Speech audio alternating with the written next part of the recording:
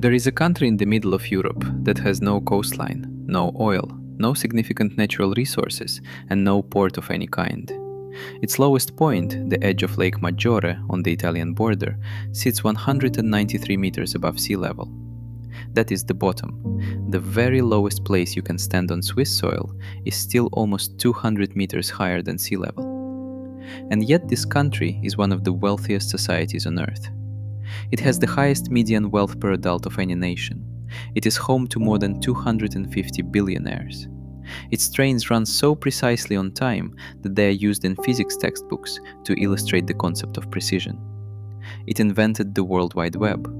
It had a patent clerk sit in an office in its capital city and quietly developed the theory that split the atom and changed the nature of reality forever.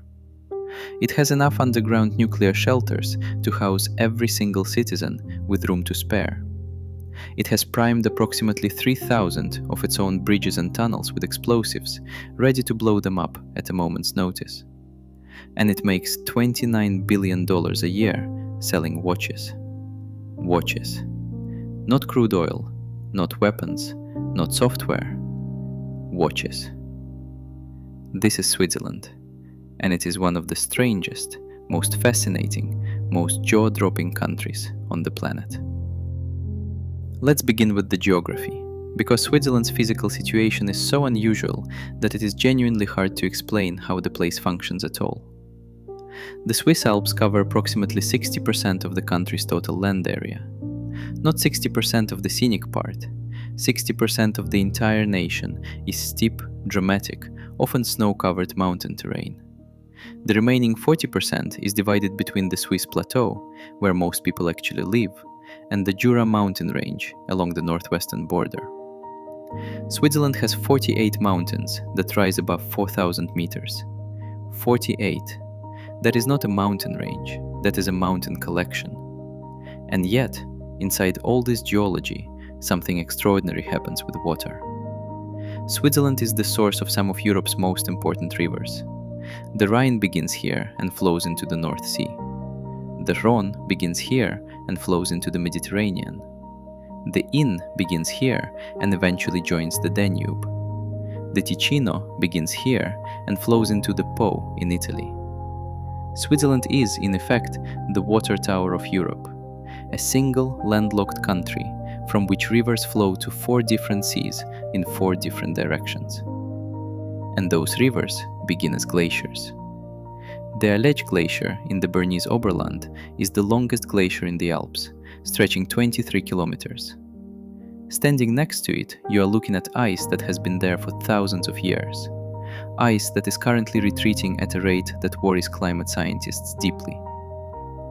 To navigate this impossible terrain, the Swiss built something that they are almost pathologically proud of: the world's most tunnels per square kilometer of any country on Earth. The crown jewel is the Gotthard Base Tunnel. At 57 kilometers, it is the longest railway tunnel in the world. It runs 2.3 kilometers beneath the Alps. It took 17 years to build, employed a workforce of up to 2,000 people at any given time, cost approximately 12 billion Swiss francs, and it came in on time and on budget. A 17-year, 12 billion franc infrastructure project that arrived exactly when and at what it was supposed to. That sentence alone tells you something significant about Swiss culture. The tunnel shaved 45 minutes off the journey time between Zurich and Lugano, and reduces the travel time between Zurich and Milan by about an hour. Switzerland, a landlocked country surrounded by mountains, now has one of the most efficient rail connections between northern and southern Europe. But here is the fact about Switzerland that almost nobody knows, and that should make you stop whatever you are doing and think for a moment. Approximately 3,000 of Switzerland's bridges, tunnels, and road connections, particularly those near the country's borders, are not just infrastructure, they are weapons. Or more precisely, they are preloaded demolition charges, set and maintained in a state of readiness, designed to be detonated at a moment's notice if an invading army attempts to cross them. Switzerland has been officially neutral in international conflicts since 1815, a status formalized at the Congress of Vienna after the Napoleonic Wars. This neutrality is one of the most famous diplomatic facts in the world. What is far less famous is that Switzerland's approach to maintaining that neutrality has always been essentially the same.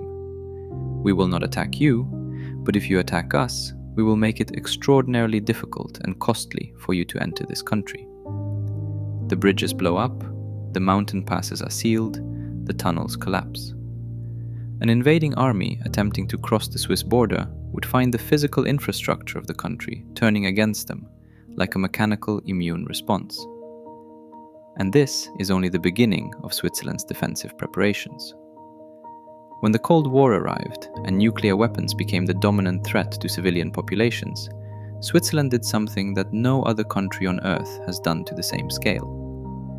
It decided to guarantee that every single one of its citizens would have a protected place in a nuclear shelter. Not a hope, not a reasonable expectation, a legal guarantee. The Swiss federal law on civil protection states plainly that every inhabitant must have access to a protected place that can be reached quickly from their place of residence. New buildings in Switzerland are required by law to include a nuclear-proof shelter. Apartment buildings must have one. If a building cannot provide one, the owner pays into a communal shelter fund.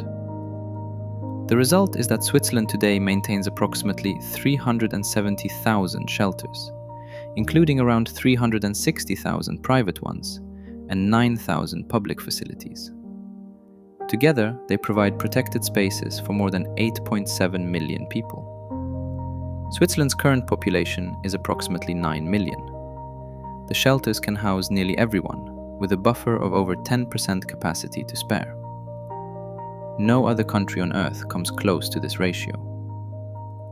Many of these shelters are completely invisible to the untrained eye. They are built into the basements of apartment blocks, disguised beneath the floors of mountain chalets, hidden behind what look like ordinary rock faces in the Alps. Some of the larger ones can accommodate tens of thousands of people. One famous shelter near Lucerne, the Sonnenberg Tunnel, was originally designed to protect 20,000 civilians. During the Cold War era, the Swiss even removed directional road signs near the borders, so that any invading force, unfamiliar with the landscape, would have difficulty navigating. A neutral country with no enemies. A neutral country that primed its own bridges to explode and dug enough underground shelters to hide its entire population. Now let's talk about how Switzerland actually functions as a society, because this is almost as remarkable as its geology and its bunkers. Switzerland has 4 official national languages. German is spoken by about 63% of the population, mostly in the central and eastern regions. French is spoken by about 23%, mostly in the west, in a region called Romandie. Italian is spoken by about 8% in the canton of Ticino in the south. And then there is Romansh, a direct descendant of Latin spoken by less than 1% of the population in the southeastern canton of Graubünden. 4 languages, 1 very small country, and they make it work. Not only that, but Switzerland is not a member of the European Union. This surprises most people, because Switzerland sits geographically inside the heart of Europe, surrounded on all sides by EU member states. But Switzerland has repeatedly, through its direct democracy system, voted not to join. Instead, it has negotiated a complex web of bilateral agreements with the EU that give it access to the single market in most respects without surrendering sovereignty to Brussels. Switzerland is in the Schengen zone, which means border-free travel, but it sets its own tax rates, its own immigration policy for non-EU nationals, and its own financial regulations. And the direct democracy is worth pausing on, because it is genuinely unusual. Swiss citizens do not just vote for representatives and then trust those representatives to make decisions on their behalf. They vote on the decisions themselves.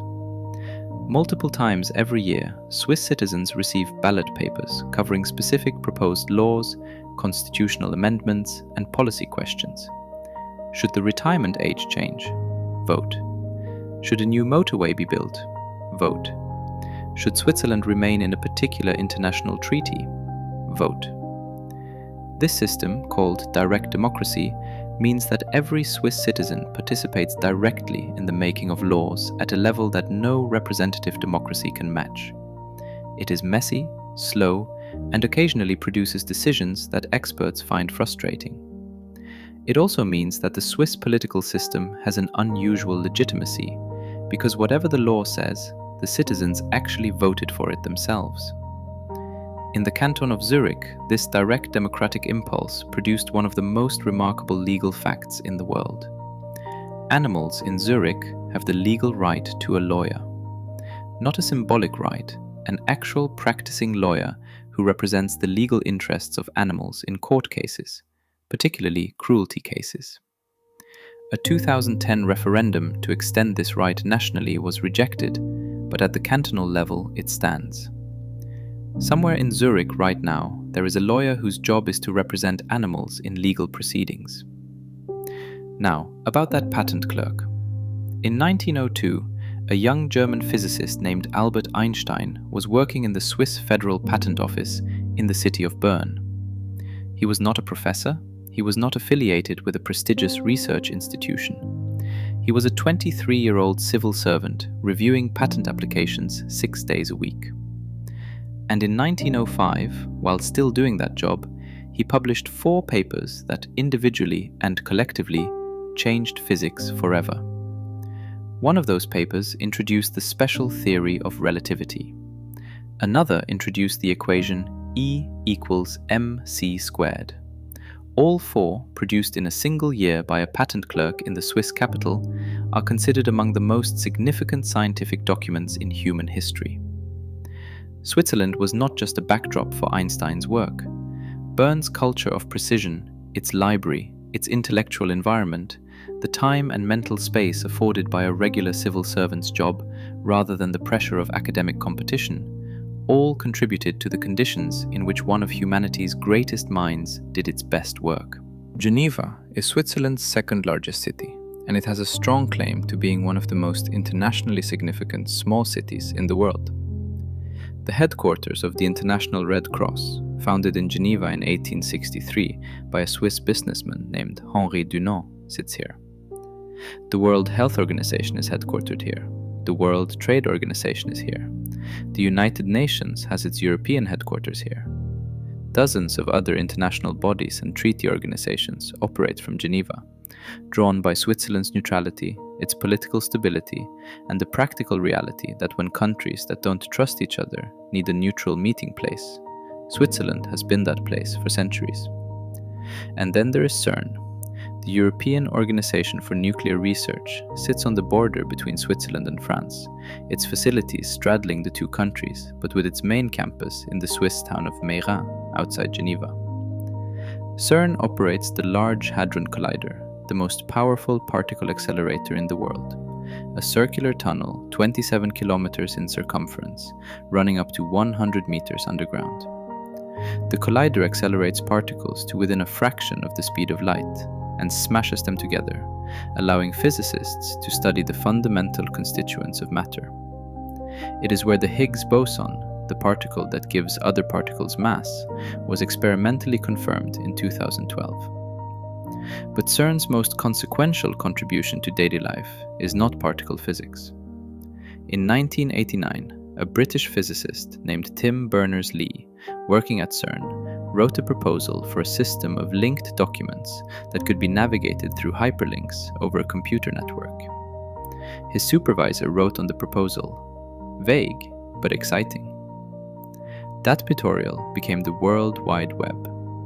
The internet, as most people experience it today, was invented in a research facility on the outskirts of Geneva by a man trying to help physicists share information more efficiently. The global system through which you are watching this video was born in Switzerland. Here is something that sounds like it cannot possibly be true, but is. Switzerland, a country of approximately 9 million people, has approximately 1.6 million cows. That is the highest density of cows per capita in Europe. These cows are not primarily beef cattle. They are dairy cows, and they produce the milk that goes into the products Switzerland is most immediately famous for in the average person's mind: cheese, and chocolate. Swiss people eat approximately 10 kilograms of chocolate per person per year. Not as a festival treat, not on special occasions, as a routine part of daily life. Lindt, Toblerone, Nestlé, all were founded in Switzerland. The country produces up to 200,000 tons of chocolate annually.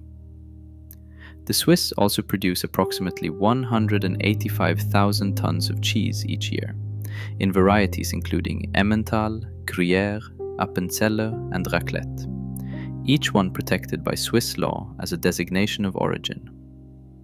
The holes in Emmental cheese form from carbon dioxide bubbles produced during the bacterial fermentation process, which is one of those facts that seems mundane until you realize people have been eating Swiss cheese for centuries without knowing where the holes came from. And then there is the Swiss Army knife.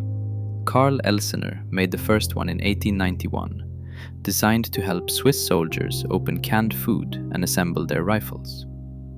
The company he founded, which we now know as Victorinox, based in the small town of Ibach in central Switzerland, produces approximately 35,000 Swiss Army knives every single day. They come in versions with 2 tools and versions with over 100. There is one version that weighs over 1 kilogram and includes a laser pointer, a golf divot repair tool, and a flash drive.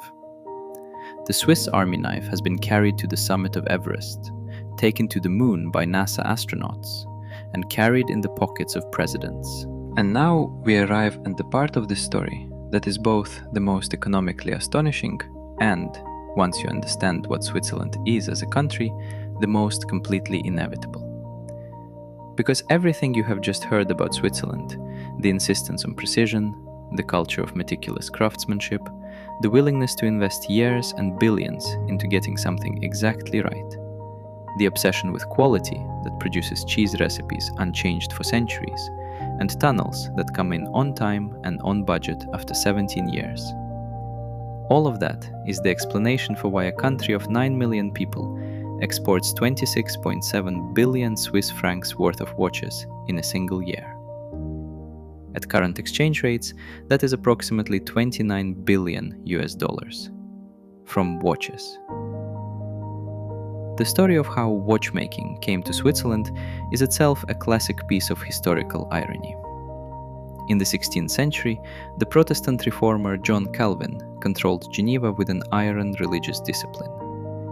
Under Calvin's influence, the wearing of jewelry was banned in Geneva as an expression of vanity and excess that a devout Christian should not indulge. This was financially devastating for the city's goldsmiths and jewelers. They needed to pivot to something else they could make with the same fine metalworking skills. Watches, being functional rather than decorative, did not fall under Calvin's restrictions. The Calvinist ban on jewelry accidentally created the Swiss watch industry. Simultaneously, Protestant refugees were being driven out of Catholic France and settling in Switzerland, and among them were skilled craftsmen, including watchmakers. The Huguenots arrived with technical knowledge and economic necessity, and they found in Switzerland a culture that valued precision, a mountain geography that made large-scale agriculture difficult, and fine craftsmanship economically sensible, and the market town infrastructure in cities like Geneva, Basel, and later in the Jura mountain valleys that could support artisanal industry. The Vallée de Joux, a high alpine valley in the Jura mountains, became the spiritual heartland of Swiss horology. Stuck in a valley where winters were 8 months long and the ground was frozen too hard to farm, the farmers of the Joux Valley started making watch movements during the winter months to earn additional income. Over generations, this part-time occupation became the world's most concentrated center of watchmaking expertise. The techniques, the specialized tools, the training, the knowledge of how to make tiny mechanical components with tolerances measured in microns passed from father to son, from master craftsman to apprentice, for hundreds of years, building a depth of expertise that became essentially impossible to replicate elsewhere. The scale of Switzerland's dominance in watchmaking becomes almost absurd when you look at the numbers alongside their competitors. China, the world's largest manufacturer of watches by volume, exports approximately 595 million watches per year. Switzerland exports approximately 14.6 million watches per year. China ships 40 times more watches, and Switzerland earns more money from those 14 million watches than China earns from 595 million. This is because Switzerland is not competing on volume. It is competing on something else entirely. It is competing on the idea that the object on your wrist says something permanent and meaningful about who you are. Rolex, which is a private company that does not publish official revenue figures, is estimated to hold approximately 30% of the entire global luxury watch market by retail value. One brand, 30%. Rolex produces approximately 1.2 million watches per year and is estimated to generate revenues of around $10 billion annually. The wait lists for popular Rolex models at authorized dealers have stretched to years. People have offered dealers substantial premiums above retail price simply for the privilege of being allowed to purchase a watch at its official price without waiting. This is a market so supply-restricted and desire-driven that the secondary resale market for certain Roku models exceeds the original retail price by double, sometimes triple. Patek Philippe, considered by many serious watch collectors to be the most prestigious watchmaker in the world, produces approximately 70,000 watches per year. 70,000 in a year. A single automotive factory produces more cars than that every few days. The limited production is not a limitation of Patek Philippe's capacity. It is a deliberate choice to maintain the scarcity that makes the watches meaningful. A Patek Philippe advertisement has run for decades with the same tagline: "You never actually own a Patek Philippe. You merely look after it for the next generation." That line is not just marketing. It describes an economic reality in which the watch retains and often grows in value across decades, making it simultaneously a luxury object, a collectible, and a store of wealth. 4 brands combined, Rolex, Patek Philippe, Audemars Piguet, and Richard Mille, all privately owned, control nearly half of the entire global luxury watch market. The Swiss-made label, which can only be applied to a watch that meets strict legal criteria, including at least 60% Swiss-made components and final inspection conducted in Switzerland, is one of the most economically valuable quality marks in the world. It communicates in 2 words the entire history of the Valais de Joux, the Calvinist refugees, the precision culture, the centuries of accumulated expertise, and the promise that what you are wearing was made with a seriousness of purpose that has no peer anywhere else on earth. Step back and look at Switzerland whole for a moment, and what you see is a country whose every characteristic reinforces every other one. The mountains made agriculture difficult, so the people turned to craftsmanship. The craftsmanship tradition built the expertise for watches, chocolate, cheese, and engineering. The engineering built the tunnels. The tunnels make the country function despite the mountains. The mountains enable the defense strategy of controlled collapse, because a country of mountains and tunnels can make itself functionally impassable to any invader. The neutrality that the mountains enabled attracted the international organizations. The international organizations reinforced Geneva's position as a global hub. The global hub brought CERN. CERN brought particle physics and, accidentally, the internet. And throughout all of it, the watchmakers in the Jura Valley kept making their tiny, perfect mechanical objects, each one a monument to the idea that if you are going to make something, you should make it so well that it still works and still matters 100 years from now. Switzerland makes $29 billion a year selling watches. But that number only makes sense if you understand what Switzerland actually is. A country of 9 million people who live in a landlocked mountain fortress they have primed to explode, eat 10 kilograms of chocolate a year, guarantee every citizen a space in a nuclear bunker, gave animals the right to a lawyer, and build the world's longest tunnel on time and on budget. The watches are not separate from the rest of Switzerland. They are Switzerland, compressed into something you can hold in your hand. They are what happens when a culture values precision above all else, maintains it for 500 years, and then quietly sells it to the world at $29 billion a year.